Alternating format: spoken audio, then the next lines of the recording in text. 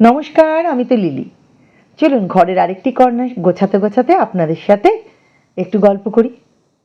আমাকে যারা চেনেন, দেখেন না শোনেন, তাদেরকে কিছু আমার নিজের গল্প বলি। আমি একজন বলতে পারেন পেশাদার শিল্পী। আসলে সঙ্গীত থেকে যখন আমরা অর্থ উপার্জন করি না, তখন তাকে তো পেশাদার শিল্পী পরিচয়টাই দেওয়ার। তবে সঙ্গীত আমার জীবনের একটা বড় অধ্যায় বলতে পারেন।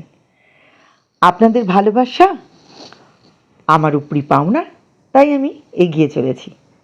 তবে মানুষ আমায় এখন একটু অন্যভাবেও দেখছেন।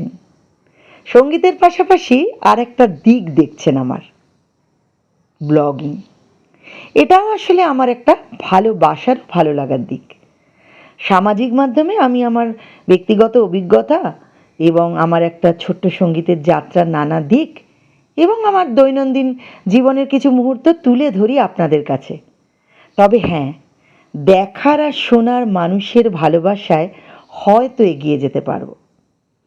ব্লগিং আমার শখ, সঙ্গীত তো আমার ভালোবাসা এবং পেশা।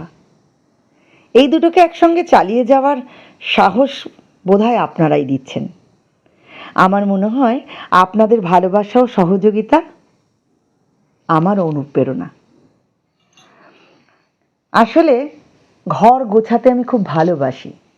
সবসময় সাজিয়ে গুজিয়ে যেমন নিজেকে রাখতে ভালোবাসি, তেমন ঘরটিকেও রাখতে ভালোবাসি। সেরকমই মনে হয় যেন আমরা প্রত্যেকেই কিন্তু প্রত্যেকের কাছেই শিখি কিছু না কিছু। আমিও কিন্তু অন্যের ব্লগিং, বিশেষ করে ঘর গোছানো দেখতে, ওই যে বললাম ভালোবাসি আর ভালো লাগে আমার নিজেরও ঘর গোছাতে, সেরকম অন্যের ব্লগিং থেকেও কিন্তু আমি অনেক কিছু শিখি। কোন কর্নারটাকে কিভাবে ইউজ করা যায়, কত ছোট জায়গাকে কত সুন্দর করে গুছিয়ে রাখা যায়, এগুলো সবই তো আমরা মানুষের কাছে শিখি, তাই না? সেরকমই আমার মনে হলো আমারও যতটুকু আইডিয়া আছে বা আমি যতটুকু সাজাতে ভালোবাসি, যদি কারোর কাজে লাগে যে ওরকম করেই তাদের বাড়ির কর্নারটাও সাজিয়ে ফেলা যায়, সেটা তারা যদি আমার ব্লগের মাধ্যমে দেখতে পান, তাহলে তারাও সাজিয়ে ফেলতে পারবে। এইটুকুই চাওয়া এবং এইটুকুই আমার ভালো লাগা।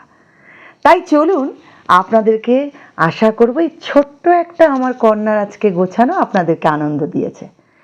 তো যদি ভালো লাগে ব্লগটি, তাহলে আমাকে অবশ্যই জানাবেন। আর ছোট্ট একটা কমেন্ট করতে ভুলবেন না। তার কারণ হচ্ছে, ওই যে কমেন্টটা দেখলে না মনে হয় আবারও পরের দিন আর একটা কর্নার গুছিয়ে ফেলি আর আপনাদের সাথে ভাগ করে নিই। তাহলে আজকের মতো আসি। সকলে ভালো থাকবেন, সুস্থ থাকবেন, আমার পাশে থাকবেন। টাটা।